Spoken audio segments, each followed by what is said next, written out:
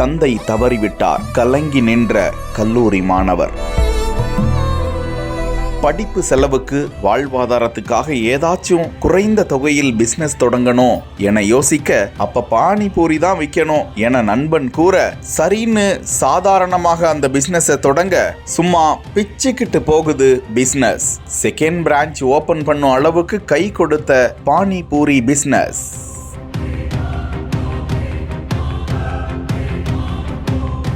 தஞ்சை மாதாக்கோட்டையை சேர்ந்த கல்லூரி மாணவர்கள் முகிலன் மற்றும் திவாகர் நண்பர்களான இருவரும் தஞ்சை மன்னர் சரபோஜி கலை கல்லூரியில் பிகாம் 3ஆம் ஆண்டு பயின்று வருகிறார்கள். கல்லூரியில் சேர்ந்த முதலாம் ஆண்டிலிருந்தே பார்ட் டைம் ஜாபாக உணவு டெலிவரி செய்யும் பணியை இருவரும் செய்து வந்தனர். இருந்தாலும் வேலைக்கேற்ற ஊதியம் பெரிதளவில் கிடைக்கவில்லையாம். தன்னம்பிக்கையை இழக்காமல் யூடியூபில் பானிபூரி செய்வது எப்படி என கற்றுக்கொண்டு தயிர் பூரி, சாக்லேட் பூரி, மேங்கோ பூரி, பூண்டு பூரி உள்ளிட்ட விதவிதமான பானிபூரிகளை செய்து கடந்த 1.5 ஆண்டுகளாக தஞ்சை பாரத் கல்லூரி அருகே இந்த மாணவர்கள் பானிபூரி பிசினஸில் ஒரு கலக்கி வருகிறார்கள். இது குறித்து மாணவர் முகிலன் கூறும்போது, கடந்த ஆண்டு தனது தந்தை காலமாகிவிட்டார். குடும்ப வறுமை அதிகமாகிவிட்டது. அத்தியாவசிய செலவு, கல்வி கட்டணம், உடைகள் வாங்குவதற்கு பண தட்டுப்பாடு ஏற்பட்டது. அப்போது தனது நண்பன் திவாகரிடம் கூறிய போது, சிறிய தொகையில் தொழில் தொடங்க வேண்டுமென்றால் பானிபூரி கடைதான் வைக்க வேண்டும்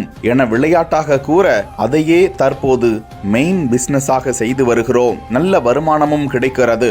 மதியம் 2 மணிக்கு கல்லூரி முடியும். வீட்டிற்கு வந்து ரெஸ்ட் எடுக்க கூட நேரம் இருக்காது. உடனடியாக பானிபூரிக்கு தேவையான அனைத்து பொருட்களையும் தயார் செய்து எடுத்துக்கொண்டு 3:30 மணிக்கு எல்லாம் கல்லூரிக்கு எதிரில் வந்து விடுவோம். இரவு 9 மணி வரை நன்கு வியாபாரம் நடக்கிறது. செலவு போக கையில் 500 ரூபாயிலிருந்து 1000 ரூபாய் வரை லாபம் கிடைக்கிறது. அடுத்ததாக மீன் பண்ணை வைக்கலாம் என இருவரும் முடிவெடுத்து முயற்சிகளை செய்து வருகிறோம் என கூறும் அந்த மாணவர்களுக்கு பாராட்டுக்கள் குவிந்து வருகின்றன.